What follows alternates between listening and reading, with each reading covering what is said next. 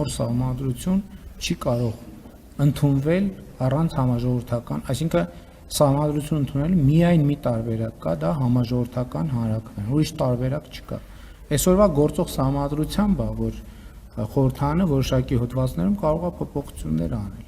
Եվ հիմա կոնցեպտուալ ընդհանրապես վեճ կա, քննարկում կա,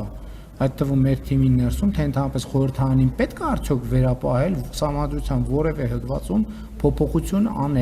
անելու լիազորություն։ Տարբեր տեսակետներ կան եւ քիչ չեն այն տեսակետները, ովքեր պնդում են, որ ոչ սահմանադրության մեջ որևէ փոփոխություն կարող է անել միայն ժողովուրդը,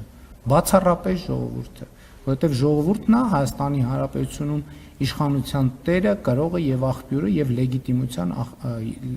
լեգիտիմության աղբյուրը։ Ինչ վերաբերվում է ձեր նշածին, որ քաղաքական մի ուժ էսպես է ասում, ժողովրդավարությունը դրա մասին է։